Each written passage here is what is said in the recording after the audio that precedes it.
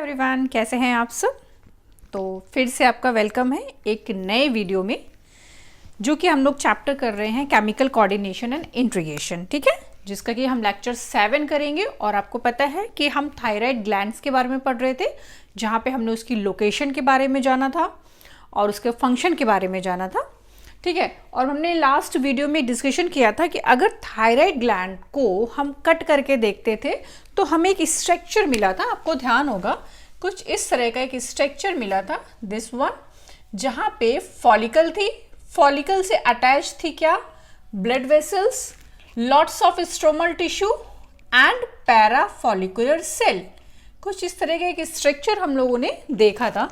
तो आज एग्जैक्टली हम क्या करने वाले हैं, ये जो फॉलिकल है ना, दिस इज फॉलिकल, और इस फॉलिकल से ये जो ब्लड वेसल्स अटैच थी कुछ इस तरह से, ठीक है, इसका कट सेक्शन करके देखेंगे। इतने पोर्शन को हम कट करके देखेंगे एग्जैक्टली जो आपकी थायराइड की जो फॉलिकल्स हैं, जहाँ पे मेन फंक्शन हो रहा होता है, थायरोक्सिन का प्रोडक्शन हो रहा होता है, थायरोग्लोबुलिन प्रोटीन होता है, पॉलीपेप्टाइड की चेन होती है, T3 T4 का फॉर्मेशन होता है, एग्जैक्टली वो फॉलिकल के अंदर हो रहा होता है। तो इस फॉलिकल के अंदर क्या है, ठीक है, तो इस वीडियो में हम ये सारी चीज़ें देखेंगे। तो जब हमने एक थायराइड ग्लैंड का सेक्शन कट किया था तो हमको ये मिला था, ठीक है। अब हम फॉलिकल एंड ये जो ब्लड वेसल्स है इसका एक छोटा सा पोर्शन कट करके देखें तो ये वाला पोर्शन हम यहाँ से इस तरह से कुछ कट करके देख रहे हैं, तो हमें क्या मिलने वाला है ये देखते हैं। ठीक है, देखो, जब हम थायराइड ग्लैंड के फॉलिकल और ब्लड वेसल जो कि एक दूसरे से अटैच है उनको कट करते हैं, देखो ये है follicle and this is a your blood vessels, बीवी करके लिखा हुआ, this is a blood vessels. Exactly क्या हो रहा होता है इसके अंदर हम ये चीज देखेंगे। देखो, this is your blood vessel and this is a follicle.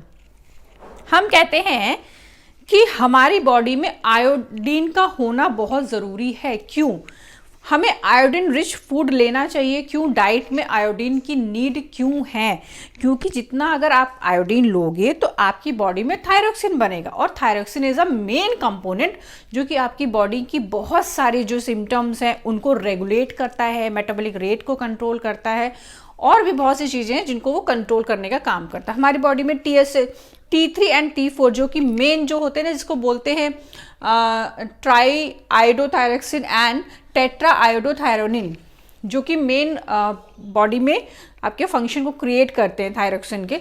तो ये सब कैसे होता है आइए देखते हैं। आपने आयरन रिच डाइट ली, ये आयरन हमारी ब्लड वेसल की सहायता से फॉलिकल में गया। अब फॉलिकल के अंदर क्या है, फॉलिकल के अंदर जैसे ही गया तो क्या होता था, वहां पे एक प्रोटीन पाया जाता था जिसका नाम था thyroglobulin protein, which is a store form of iodine, is store form of thyroxine. यही तो हमने पढ़ा था ना, this is a store form of tyrosine, tyrosine की स्टोर फॉर्म है। ठीक है, अब क्या होता है, ये थायरोग्लोबुलिन प्रोटीन, अब क्योंकि प्रोटीन है, देखो थायरोग्लोबुलिन एक प्रोटीन है, स्टोर फॉर्म ऑफ आयोडीन, ठीक है, दिस और store form of thyroxine. Thyroxine क्या है, आयोडीनेटेड फॉर्म है, आयोडीनेटेड फॉर्म है, ठीक है। तो अब क्या होता है, यहाँ पे थायरोग्लोबुलिन प्रोटीन है, ठीक है, प्रोटीन है तो पता है कि बहुत सारे पॉलीपेप्टाइड और अमीनो एसिड की एक चेन होगी, ठीक है। तो इस थायरोग्लोबुलिन के अंदर हमको इस तरह की एक पॉलीपेप्टाइड की चेन मिली, ठीक है। अब इस पे बहुत सारे अमाइनो एसिड लगे हैं, ठीक है, बहुत सारे अमाइनो एसिड का मतलब टायरोसिन भी है और भी कई सारे अमाइनो एसिड है, लेकिन हमें और किसी चीज की भी जरूरत नहीं, हम बात करेंगे किसकी, टायरोसिन अमाइनो एसिड की। This is a tyrosine amino acid, ठीक है, which is a store form of thyroxine. तो अब क्या होता है, देखिए आयोडीन आया फॉलिकल के अंदर, ठीक है, और इसने आयोडीनेशन किया। आयोडीनेशन का मतलब क्या होता है, एक अमीनो एसिड से आयोडीन की बाइंडिंग कराएंगे हम, ठीक है। तो अगर एक आयोडीन जो है टायरोसिन अमाइनो एसिड से जुड़ा एक है तो दिस इज अ मोनो, तो क्या बना, मोनो आइडो टायरोनिन, ठीक है। अगर दो आयोडीन के मॉलिक्यूल जो हैं टायरोसिन से जुड़े तो क्या बना, डाई आयोडो टायरोनिन। ये दोनों क्या है, टायरोसिन जो अमाइनो एसिड है इसकी डिफरेंट फॉर्म है, ठीक है। तो ये बाइंडिंग करेगा एग्जैक्टली आयोडीन जो है आपका, ये जो टायरोसिन है जिसे स्टोर फॉर्म ऑफ, ठीक है, थायरोग्लोबिन के अंदर स्टोर फॉर्म है आयोडीन की, ठीक है। This is a tyrosine which is amino acid, ठीक है। इस अमीनो एसिड से ये जो आपकी डाइट से आयोडीन आया था ये यहाँ पे बाइंडिंग करेगा। अगर एक अमीनो एसिड एक टायरोसिन से जुड़ा तो this is a monoiodotyronine, और अगर दो आयोडीन एक अमीनो एसिड से जुड़े तो this is a diiodothyronine. अब ये मोनो और डाई है क्या, कुछ नहीं है, this is a different form of tyrosine की डिफरेंट फॉर्म है, ठीक है। ये तो हो गया बाइंडिंग कर ली इसने। अब T3 एंड T4 हमारी बॉडी में प्रोड्यूस कैसे होते, अब ये जो आयोडीन के मॉलिक्यूल है जिसे सब मोनो एंड डाई, ये आपस में करेंगे कपलिंग। यहां पे तो बाइंडिंग हो गई, अब ये करेंगे कपलिंग, ठीक है। तो ये क्या करते हैं, अगर एक मोनो आयोडोटायरोनिन जो है एक डाई आयोडोटायरोनिन से जुड़ा तो क्या बना, ट्राई आयोडोटायरोनिन। T3 बना, एक आयोडीन जो कि मोनो डाई के साथ जुड़ा तो 3 हो गए, दिस इज अ ट्राई आयोडोटायरोनिन। इसी तरह से दो डाई जो हैं, दो डाई आयोडोटायरोनिन अगर जाके जुड़ते हैं आपस में कपलिंग करते हैं तो वो क्या बनेगा, टेट्रा आयोडोटायरोन। तो हमारी बॉडी में T3 एंड T4 का फॉर्मेशन कैसे होता है, कपलिंग ऑफ आयोडीन, कि कितने आयोडीन के मॉलिक्यूल हमारी बॉडी में कितने कपलिंग कर रहे हैं, ठीक है। मोनो के साथ डाई जोड़ दिया तो ट्राई बन गया, और डाई टू डाई जुड़ गए तो क्या बन गया, टेट्रा बन गया। अब देखो इसकी मैकेनिज्म क्या होती है, T3 T4 बन गए, अब ये वापस कैसे आएंगे ब्लड वेसल्स में, इसका फंक्शन देखो कैसा होता है।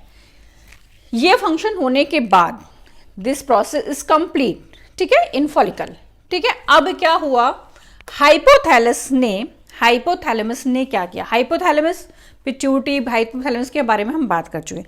हाइपोथैलेमस, ठीक है, क्या करता है, TRH को रिलीज करता है, which is a TRH, thyronine releasing hormone. आपको पता है हाइपोथैलेमस जो है वो इंटीरियर पिट्यूटरी पे कमांड करता है, उसके बाद ही इंटीरियर पिट्यूटरी जो है हार्मोन बनाती है।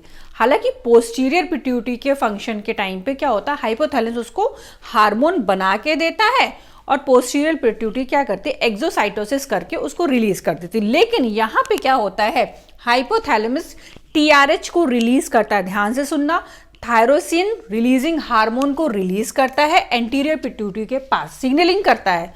तो एंटीरियर पिट्यूटरी को सिग्नलिंग मिली, उसने तुरंत TSH बनाया, this is a thyroxine stimulating hormone, ठीक है, ठीक है, थायराइड स्टिमुलेटिंग हार्मोन। अब ये थायराइड स्टिमुलेटिंग हार्मोन कहाँ गया, ये गया ब्लड वेसल्स के पास सिग्नल लेके, ठीक है। यहां पे TSH के रिसेप्टर बैठे थे जो TSH को एक्सेप्ट कर रहे थे, ठीक है, यहां पे रिसेप्टर बैठे थे। अब इस रिसेप्टर ने यहां अंदर सिग्नल दिया और बोला कि आयोडीन जो आपने T3 T4 बनाया है ना उसको वापस भेजो। आयोडीन हमारी बॉडी में पहुंच गया, लेकिन वो T3 T4 में कन्वर्ट कैसे होगा भाई, थायरोक्सिन कैसे बनेगा हमारी बॉडी में। तो क्या करते हैं कि ये सिग्नलिंग करता है, ये रिसेप्टर ने T3 TSH को एक्सेप्ट कर लिया और वहाँ पे सिग्नल करा कि अब आप क्या करो, ये जो आपने T3 T4 बनाया इसको भेजो।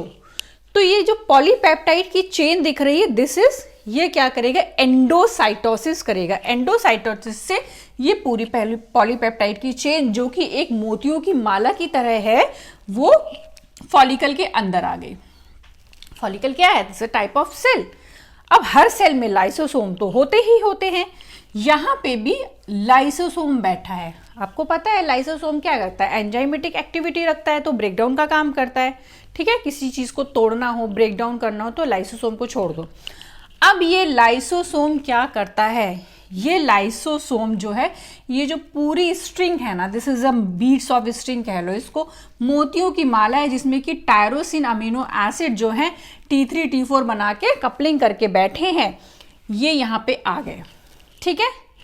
अब इसने क्या किया, लाइसोसोम ने एंजाइमेटिक एक्टिविटी करी और T3 और T4 जो है वो फॉलिकल के अंदर आ गए, बाकी अमीनो एसिड जो रिमेनिंग थे वो वापस चले गए। ठीक है, अब यहाँ पे जब T3 T4 जो है फॉलिकल के अंदर आ गया तो ये यहाँ से वापस से ब्लड वेसल्स में आ गया। क्यों भाई?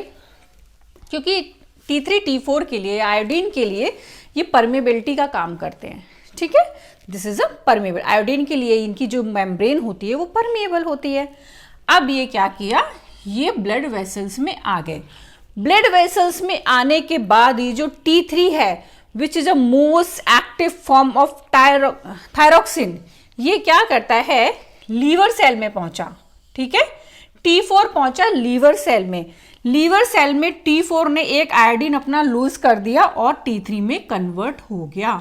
तो आपके ब्लड में इस तरह से T4 पहुंचा, फिर T4 लीवर में गया और वहां पे T4 ने अपना एक आयोडीन को रिलीज किया और T3 में कन्वर्ट हो गया। रिमेनिंग ये आयोडीन है फिर से ब्लड में जाएगा, फिर से वो फॉलिकल के पास जाएगा। तो ये मैकेनिज्म इसी तरह से चलती रहती है। ठीक है, अब क्वेश्चन कहां से आने वाला है, नीट का। 3 PYQ तो ये बने। देखो, पूछ लेगा कपलिंग। कपलिंग में हमेशा याद रखना, कपलिंग का मतलब होता है व्हेन जब आयोडीन जो है, आयोडीन के मॉलिक्यूल जो है आपस में पेयरिंग करें, इस कपलिंग। बॉन्डिंग से रिलेटेड क्वेश्चन आएगा कि बॉन्डिंग क्या होती है, जब अमीनो एसिड से आयोडीन बाइंड करे, दिस इज अ बाइंडिंग। ठीक है, क्वेश्चन आने वाला, देखो 3 PYQ निकल के आते हैं कि most active form of thyroxine, thyroxine की सबसे ज्यादा एक्टिव फॉर्म क्या है, T3 according to your NCERT में ये लाइन मेंशन की गई है और ये नीट का PYQ और आया भी है, फिर से आएगा। T4 कन्वर्ट कहाँ होता है, T3 में। तो याद रखना लीवर के अंदर जो है T4 वो है, वो कन्वर्ट हो जाता है T3 में। ठीक है, binding site of amino acid, एक जो टायरोसिन अमीनो एसिड है इसकी मैक्सिमम बाइंडिंग साइट कितनी हो सकती है, 2, मोनो और डाई, 2 बाइंडिंग साइट हो सकती हैं। और जब आयोडीन टू आयोडीन रिएक्ट करते हैं तो वो कपलिंग होता है। ठीक है, अब देखो, अब ये है कि ये तो आपने ये मैकेनिज्म देख ली। अब बात आती है अगर थायराइड का लेवल आपकी बॉडी में इंक्रीज कर जाए या डिक्रीज कर जाए तो सिम्टम्स क्या होने वाले हैं, कौन सी डिजीज होने वाली है। तो सबसे पहले हम बढ़ते हैं हाइपोथायराइडिज्म। हाइपो का मतलब है, नाम में ही हाइपो, सप्रेस कर दो। ठीक है, हार्मोन का लेवल अगर, थायरोक्सिन हार्मोन का लेवल अगर कम हो जाए बॉडी में तो सबसे पहला सिम्टम है, this is a simple goitre, जिसको हम बोलते हैं घेंगा। ठीक है, क्या होता है, डिफिशियंसी ऑफ आयोडीन की डिफिशियंसी से ये होता है। यहाँ पे क्या करता है, इंक्रीज कर जाती है, जो आपकी जो थायराइड ग्लैंड्स है वो इंक्रीज कर जाती है। और जब इंक्रीज कर जाती है, क्यों भाई, तो फिर वहां पे ब्लड वेसल्स की सप्लाई वो ज्यादा से ज्यादा करेगी। क्यों इंक्रीज हो रही है भैया, उसको थायरोक्सिन नहीं मिल रहा है। ठीक है, बॉडी में जो थायरोक्सिन है वो नहीं आ रहा है, तो क्या होती है, थायराइड ग्लैंड जो है अपना साइज इंक्रीज कर, ज्यादा साइज इंक्रीज करेगी तो ब्लड वेसल्स ज्यादा एक्टिव होंगी, ज्यादा से ज्यादा ब्लड को लेके आएगी वो। और ज्यादा ब्लड का मतलब कि हमें ज्यादा से ज्यादा टायरोसिन चाहिए।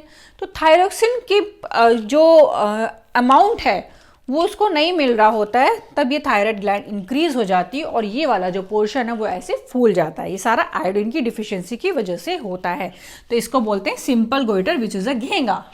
ठीक है, नेक्स्ट है ड्यूरिंग प्रेगनेंसी में अगर हाइपोथायराइडिज्म हो जाए, मतलब कि थायराइड का लेवल कम हो जाए तो क्या होगा, तो क्या होने वाला है, तो आप में इसको बोलते हैं फीटस डिसीज। मीन्स इससे जो प्रेग्नेंट लेडी का जो बेबी होने वाला है उसको ये डिजीज होगी। क्या डिजीज होगी, इसको बोलेंगे क्रिटिनिज्म। क्रिटिनिज्म में क्या होता है बेटा, जो बेबी होगा वो मेंटल रिटार्डेड होगा। ठीक है, मेंटली वो एक्टिव नहीं होगा तो मेंटली रिटार्डेड होगा। उसका IQ लेवल जो होगा वो बहुत डाउन होगा। स्किन जो होगी बहुत ज्यादा एबनॉर्मल, स्किन का मतलब है थिक स्किन होती है ना, बहुत थिकी फ्लेकी स्किन, उस टाइप की स्किन होगी। और उसमें डीफ म्यूटिज्म होगा। डीफ म्यूटिज्म का मतलब होता है सुनने या बोलने की क्षमता वो इफेक्ट कर जाती है, इसको बोलते हैं डीफ म्यूटिज्म। तो अगर ड्यूरिंग प्रेगनेंसी में थायराइड का जो लेवल है, थायरोक्सिन का लेवल है वो डिक्रीज हो जाए तो क्या होता है, मेंटल रिटार्डेशन होगा बेबी को, फीटस डिसीज होती है, IQ उसका कम होगा, एबनॉर्मल स्किन होगी एंड डीप म्यूटिज्म होगा। ठीक है, अगर यही दिक्कत जो है, यही प्रॉब्लम मीन्स थायरॉक्सिन का लेवल अगर एक एडल्ट वुमेन में कम हो जाए तो इरेगुलर मेंस्ट्रुअल साइकिल जो है उसकी वो क्या हो जाती है, डिस्टर्ब हो जाती है। जनरली अगर हाइपोथायराइडिज्म का केस है जहाँ पे हार्मोन कम बन रहा होता है तो वो जो पर्सन होता है जिसके अंदर हाइपर, वो क्या होता है, बॉडी श्रिंक होना, वेट लॉस हो जाना, ये सब उसके प्राइमरी सिम्टम्स होते हैं। इसी तरह अगर हाइपरथायरॉयडिज्म हो जाए मीन्स बॉडी में थायरॉक्सिन का लेवल हाई हो जाए ब्लड में, तो क्या होगा, तो इस ये डिसीज होती है, इसको बोलते हैं एक्सोथैल्मिक गोइटर या ग्रेव डिसीज। ये नीट में कई बार आया है और आता रहेगा।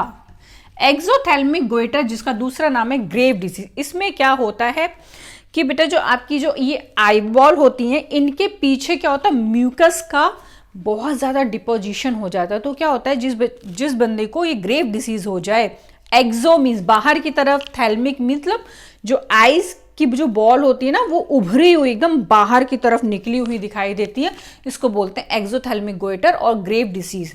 आंखें बाहर की तरफ उभर आती हैं, क्यों, क्योंकि एक्सिस डिपोजिशन हो जाता है म्यूकस का behind your eye ball. Eye ball जो होती है उसके पीछे म्यूकस का एक्सेसिव बहुत ज़्यादा अमाउंट में डिपोजिशन हो जाता है और इस सिम्टम्स को बोलते हैं एक्सोथैल्मिक गोइटर या ग्रेव डिसीज।